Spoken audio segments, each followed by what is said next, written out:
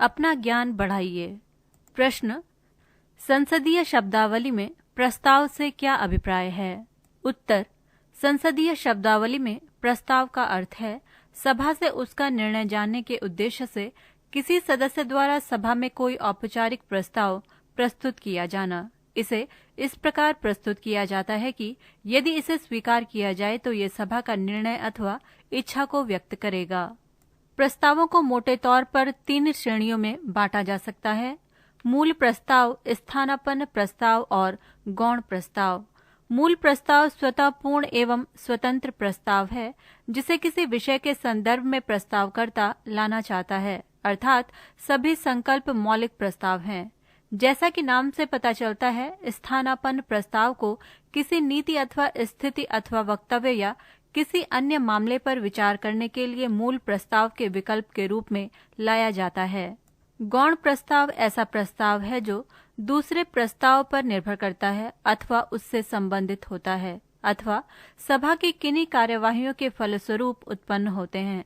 अपने आप में इनका कोई अर्थ नहीं होता है और इनके द्वारा मूल प्रस्ताव या सभा की कार्यवाही का उल्लेख किए बिना सभा का कोई निर्णय नहीं बताया जा सकता। प्रश्न, वातावर्त या वातभंवर क्या है?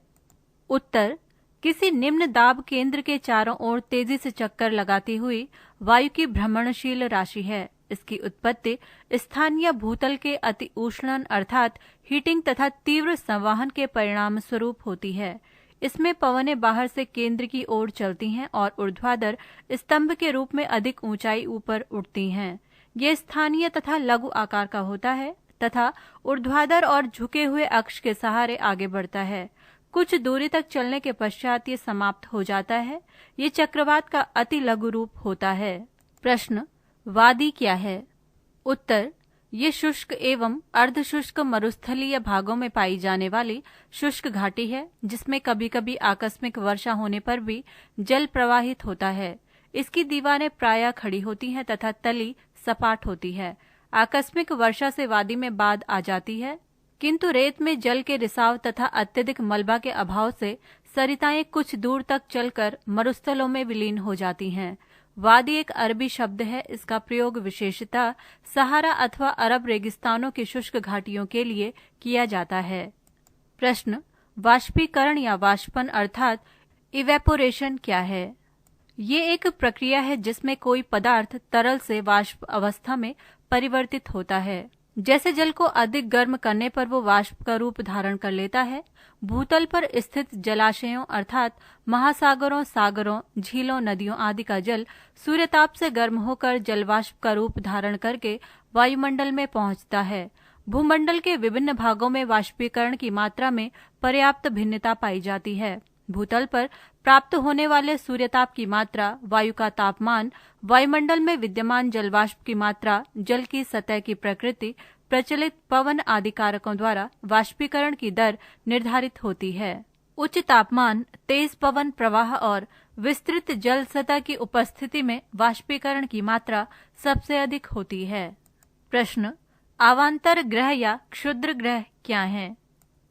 उत्तर, सौरमंडल में मंगल और बृहस्पति ग्रह को मध्य में अनगिनत छोटे छोटे पिंडों का समूह पाया जाता है जिसे अवांतर या अवांतर ग्रह अर्थात एस्टेरॉइड कहते हैं। संभवतः किसी बड़े आकाशीय पिंड अथवा ग्रह के टूटकर बिखर जाने के परिणाम स्वरूप ये वर्तमान स्थिति में मिलते हैं।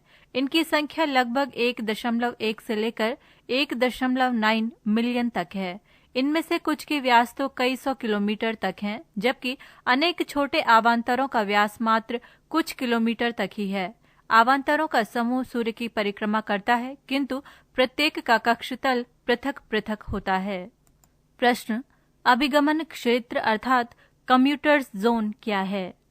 उत्तर, सामान्यतः बड़े नगरों से बाहर व्याप्त वो पेटी है जिसमें स्थित उपनगरों अथवा अनुषंगी नगरों और केंद्रीय नगर के बीच व्यक्तियों का अभिगमन अर्थात आवागमन होता रहता है। इस पेटी में स्थित ग्रामों तथा लघु नगरों से प्रतिदिन लोग काम करने, क्रय विक्रय करने अथवा अन्य उद्देश्यों से मुख्य नगर में आते हैं और उद्देश्य की पूर्ति के पश्चात पुनः अपने निवास स्थानों को लौट आते हैं। इस पेटी में स्थित आवासीय नगरीय इकाइयों को शयनागार नगर भी कहते हैं। इस पेटी में तीव्र यातायात सुविधाओं के साथ उच्च श्रेणी के आवासीय भवन भी दृष्टिगोचर होते हैं। प्रश्न, रिहला क्या है? उत्तर, रिहला का अर्थ होता है यात्रा। इब्न बतूता मोरक्को अफ्रीका का एक यात्री था। इब्न बतूता भारत में 14 वर्षों तक रहा।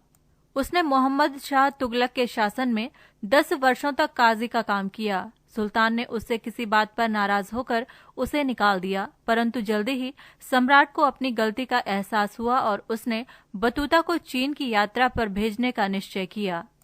इब्न बतूता चीन पहुंच नहीं सका क्योंकि उसका जहाज रास्ते में ही टूट गया और वो भारत वापस आ गया। यहाँ से वो वापस अपने घर चला गया।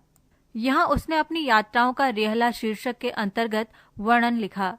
इब्न बतूता ने सुल्तान गयासुद्दीन तुगलक और सुल्तान मोहम्मद तुगलक के शासन के दौरान ही घटनाओं, प्रशासन, मेलों और त्योहारों, बाजारों, भोजन और भारतीय कपड़े, शहर के जीवन, अदालत, अर्थव्यवस्था, समाज, जलवायु आदि का वर्णन किया है।